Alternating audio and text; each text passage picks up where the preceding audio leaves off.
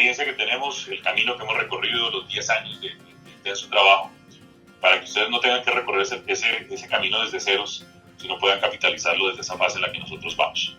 Otros temas tecnológicos muy interesantes son los temas de las plantas de clasificación. Entonces, no tengo mucho tiempo para entrar en detalles, pero quiero insistir que esas plantas de clasificación son un eslabón clave en esta cadena de gestión de residuos, porque en esas plantas se puede corregir los defectos de la recogida, sacar los productos que no tendrían que haber sido puestos en los contenedores por los consumidores.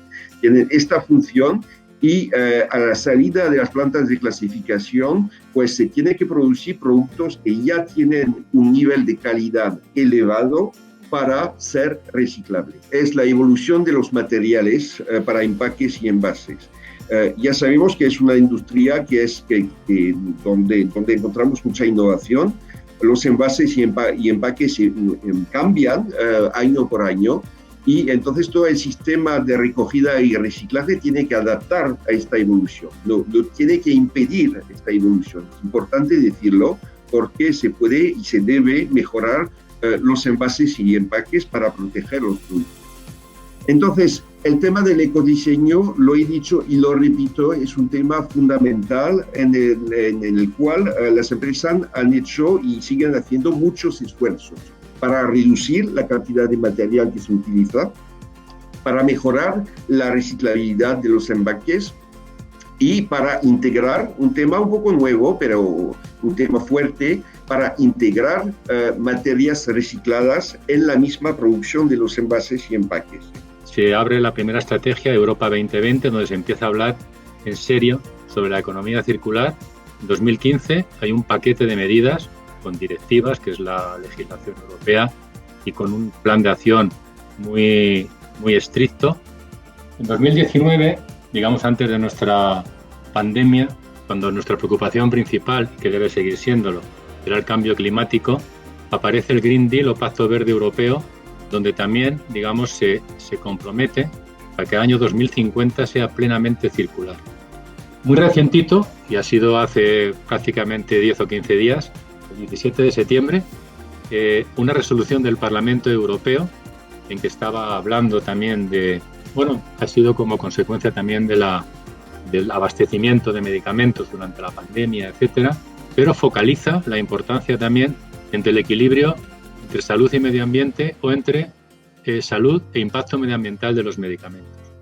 Habla de una posible utilización de la RAP y una mejora de la gestión de los residuos, y habla ya de las medidas que contemplen el ciclo integral de vida de los medicamentos. La típica turbina, como llamo yo, de la economía circular y las acciones de SIGRE. Como decía, SIGRE desde hace tiempo está inmerso en esta economía circular. Hemos realizado, por ejemplo, la primera guía de ecodiseño en envases farmacéuticos. Coordinamos el ecodiseño de nuestros laboratorios con planes trienales. Aplicamos logística inversa, campañas de concienciación muy importante, asesoramiento, la trazabilidad del residuo para evitar falsificaciones y nuestra planta de tratamiento en la que reciclamos al máximo los materiales de envase y valorizamos energéticamente los residuos de los medicamentos con el mínimo de desecho o de vertido. La planta de clasificación de envases y residuos de medicamentos, que estamos orgullosos porque es la primera planta a nivel mundial que se instaló, es referencia y es una planta que fue diseñada y construida especialmente por la ciudad de Sigre. Estamos hablando de la primera planta, fue allá por el año 2002-2003, se inauguró. Hay una segunda ahora que es mucho más avanzada, pero desde entonces estamos en ello.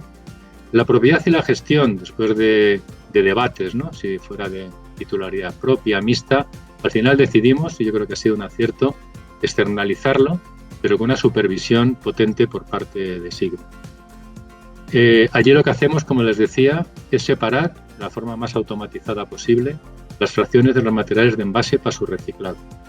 Es decir, papel cartón, plástico, metales, etcétera. Tengan en cuenta que, claro, es un tema bastante complejo, puesto que los envases de medicamentos, aparte de que son pequeñitos y pesan poco, son muy variados, como ustedes conocen, ¿no? Estamos hablando de aerosoles, de viales, de blisters, de frascos, de plástico, de vidrio, de distintos materiales. Es decir, es un tema bastante complejo, pero bueno, yo creo que en la planta hemos logrado una solución muy acertada y muy avanzada en que logramos, ¿no?, con dificultad, pero lo logramos separar todos estos tipos de materiales.